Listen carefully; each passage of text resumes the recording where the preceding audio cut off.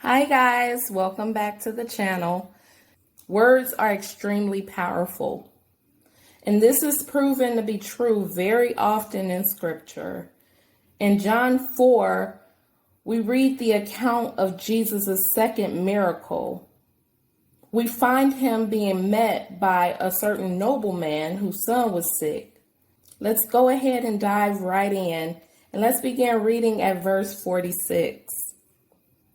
So it says here in the New King James Version, so Jesus came again to Cana of Galilee, where he had made the water wine. And there was a certain nobleman whose son was sick at Capernaum. When he heard that Jesus had come out of Judea into Galilee, he went to him and implored him to come down and heal his son, for he was at the point of death. Then Jesus said to him, unless you people see signs and wonders, you will by no means believe. The nobleman said to him, Sir, come down before my child dies. Jesus said to him, Go your way, your son lives. So the man believed the word that Jesus spoke to him, and he went his way. And as he was now going down, his servants met him and told him, saying, Your son lives. Then he inquired of them the hour when he got better. And they said to him, Yesterday at the 7th hour the fever left him. So the father knew that it was at the same hour in which Jesus said to him, Your son lives. And he himself believed, and his whole household. This again is the second sign Jesus did when he had come out of Judea into Galilee. So we see here that Jesus simply spoke a word. Now, we may want to gloss over the fact that the nobleman came to Jesus with the intentions of bringing Jesus home with him so that he could heal his son. However, what I find interesting in this passage is that after Jesus spoke the words of life, the nobleman simply believed and he went his way. He did exactly what Jesus instructed him to do. That's a lesson all on its own, but today I just want to focus on the power that is found in our words. So let's just journey a bit through the scriptures as it relates to this topic. Now, you may be familiar with the scripture that tells us that death and life are in the power of the tongue, which is found in Proverbs 18:21. And we could probably begin and end this lesson right there with that verse alone. But I believe that God has a lot more to speak to us concerning our words and the impact that they can have on our lives, as well as the lives of those that are connected to us. You know, there was a popular saying when I was a kid, and that saying went a little bit like this. Sticks and stones may break my bones, but words will never hurt me. Now, I don't know about you, but I can vividly recall a couple of times when there were words spoken to me and about me that did hurt me. And as much as I would recite this phrase, it did not and it could not take away the feelings of hurt and pain from me permanently. So when I became a mom myself, I was just determined to teach my kids differently than I had been taught. But needless to say that I failed miserably at this in the beginning. And there were many times that I personally had to go back to my own children and apologize to them for some of the words that I had used with them being a source of hurt and pain for them in their lives as well. Now, over the years, God has allowed life to break me down. He has had to bring me to the end of myself for me to understand how much my words truly do matter, not only to him, but to other people. And he allowed this lesson to be taught in such a way that was evident of who God is. You know, his gentle and caring nature. And I began to learn how to truly use my words in a way that would not only allow the Lord to ultimately get the glory from my words, but to build other people up. And now I'm not going to lie. I don't want to mislead you guys. I'm still a work in progress, but I'm definitely not where I used to be. And so I wanted to share a little bit about what God revealed to me as it relates to our words and the power that they have in our lives. So let's dive right into scripture. One thing that God revealed to me is that our words reveal what we believe about God, about ourselves, and about others. They reveal our hearts.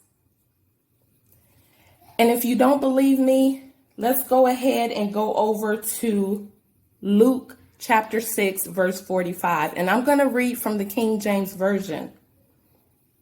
It says, "A good man out of the good treasure of his heart bringeth forth that which is good, and an evil man out of the evil treasure of his heart bringeth forth that which is evil. For of the abundance of the heart his mouth speaketh." What's in our hearts, our mouth will speak. So in this sense, this reveals that our words reveal what's really in our hearts.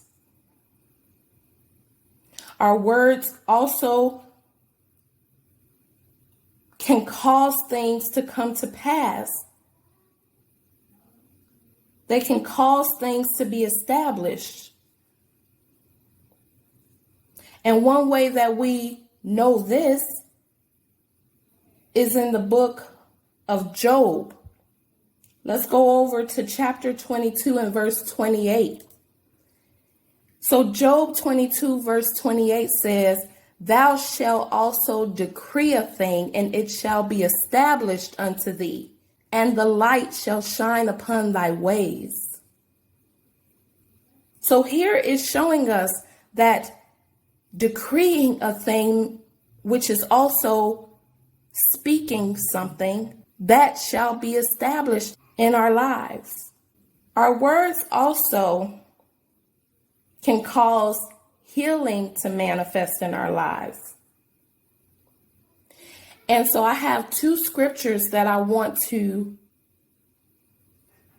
speak about when it comes to healing taking place and manifesting in our lives. One we've already gone over, which was back in John chapter 4. In verse 50 was when Jesus told the nobleman to go his way. His son lives. So it was Jesus speaking the word of healing, the word of life. And it came to pass and manifested in the life of the son. But also in Matthew 8:8, we find the centurion who is speaking to Jesus. And it says this in the King James Version. "The centurion answered and said, Lord, I am not worthy that thou shouldest come under my roof, but speak the word only, and my servant shall be healed." So in this case, the centurion was asking Jesus to speak a word on behalf of his servant. In the other case, it was on behalf of the nobleman's son. But each time, There was a healing manifested by the word that was spoken. So our words can cause healing to manifest in our lives.